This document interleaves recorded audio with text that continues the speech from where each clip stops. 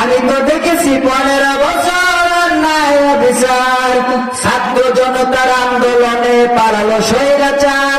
এখনই সময় কোরআনের রাজ কায়েমের হে বীর, লিল্লাহি তাকবীর, আল্লাহু আকবার। লিল্লাহি তাকবীর, লিল্লাহি তাকবীর, লিল্লাহি তাকবীর, আল্লাহু আকবার। আমি তো দেখেছি সানা হত্যা সদর দপ্তরে, আলেমদেরকে করল বলে শাপলা চত্বরে, ঠিক না? আমি তো দেখেছি সানা হত্যা সদর দপ্তরে, আলেমদেরকে করল বলে শাপলা চত্বরে। আমি তো দেখেছি আলেমদেরকে করত নির্যাতন, কত আলেম জেল খাটালো ফাঁসির মঞ্চে। লিল্লাহি তাকবীর।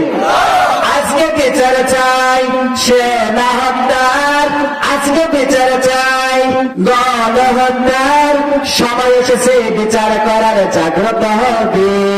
লিল্লাহি তাকবীর, আল্লাহু আকবার। লিল্লাহি তাকবীর, আল্লাহু আকবার। আমি তো দেখেছি রাস্তার মানুষ থাকে অনাহারে, এক এক মন্ত্রী 1000 কোটি বিদেশে পাচার করে, ঠিক না? এক এক মন্ত্রী 1000 কোটি বিদেশে পাচার করে। এখনই সময় কোরআনের রাজ কায়েমের হে বীর, লিল্লাহি তাকবীর, আল্লাহু আকবার। লিল্লাহি তাকবীর, আল্লাহু আকবার।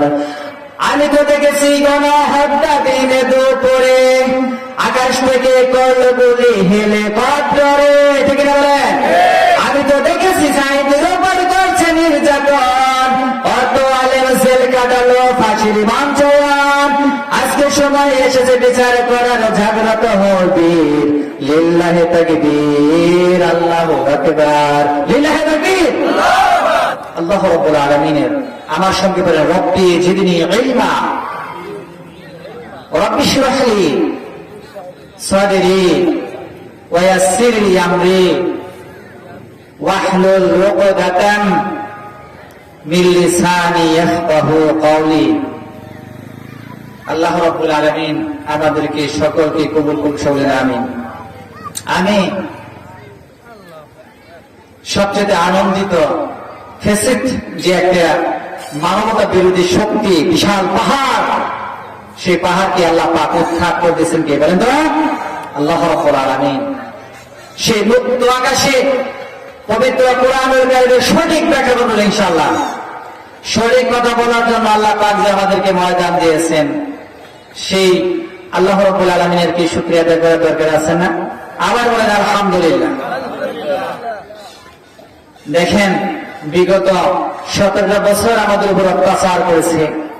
শুরু কি তাই? এটা পরে বলবো ইনশাআল্লাহ। লোকজন আসুক, আপনারা কি রাগ করতেছেন না? তো আবার প্রতি গুসা করবেন না তো? আমি পবিত্র কোরআনুল কারীমের সূরাতুল হজ, সূরাতুল হজের 41 নম্বর আয়াত তেলাওয়াত করেছি। কত নম্বর আয়াত বলেন তো? আজকের আলোচনার বিষয় হচ্ছে ইসলামী রাষ্ট্র ব্যবস্থা। কি ব্যবস্থা বলেন তো? ইসলামী রাষ্ট্র ব্যবস্থা। এই আলোচনা কি শুনছেন এর আগে?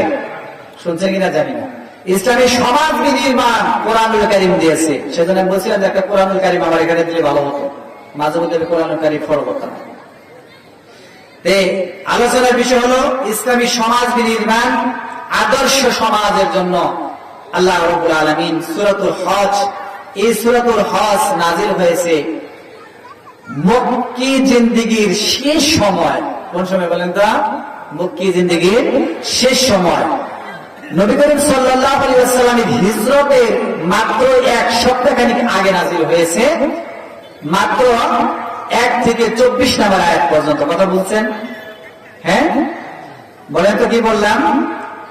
পবিত্র কোরআনুল কারীমের সূরাতুল হজ, এই সূরাতুল হজ নাজিল হয়েছে নবী করিম সাল্লাল্লাহু আলাইহি ওয়াসাল্লামের মক্কি জিন্দেগীর শেষ সময়, হিজরতের মাত্র প্রায় সপ্তাহখানেক আগে।